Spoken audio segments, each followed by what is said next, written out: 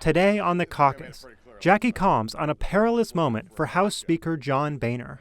Before Republican colleagues this morning, he reportedly used very blunt language to try and get wavering members on board. Also today, John Harwood reports from inside Mitt Romney's campaign headquarters in New Hampshire. We've gotten off to a good start. We've got a lot of work to do yet. Whether we get it tonight, tomorrow, or the next day, the Boehner plan is not going to pass. Why?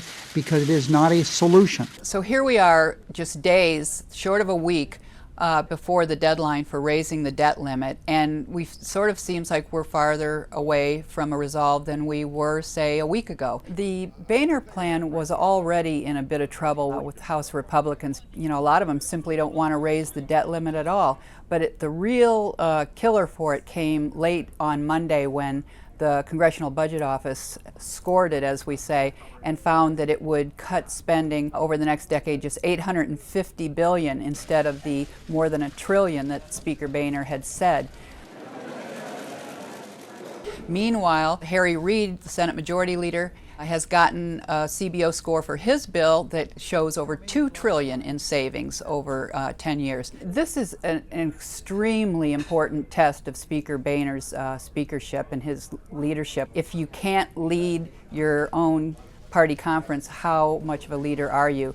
A lot of his members do not back what he's proposed or what just about anybody's proposed. They want much more than they're ever going to be able to get, and not just from the Senate's Democrats, but also from Republicans in the Senate, many of whom would not vote for something as far-reaching as the House Republicans would want in terms of deep spending cuts and remaking programs like Medicare.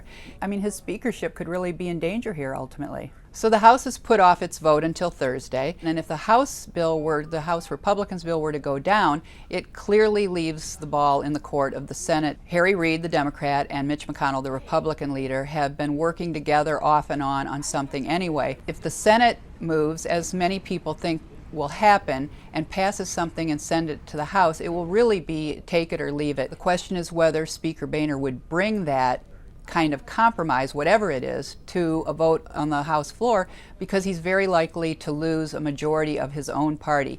He'll need Democratic votes, and so it'll be a big test for him as to whether he's willing to bring legislation to the floor that only can pass, perhaps with a majority of Democrats' votes.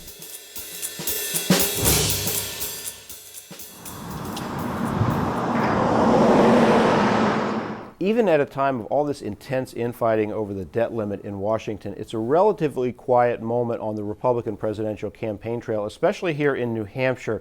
And that's probably a good thing for Mitt Romney, the front runner here. He's running as somebody who can fix the economy. He doesn't want to get his fingerprints too deeply onto the debt fight in Washington, which isn't making anybody look good.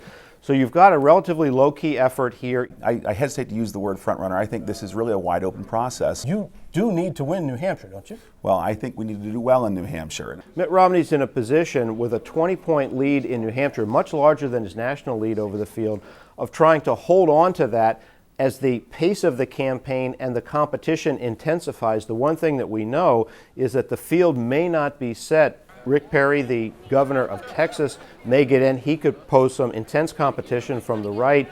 You've also got John Huntsman, the former governor of Utah, who has announced plans to ramp up his staff in the state.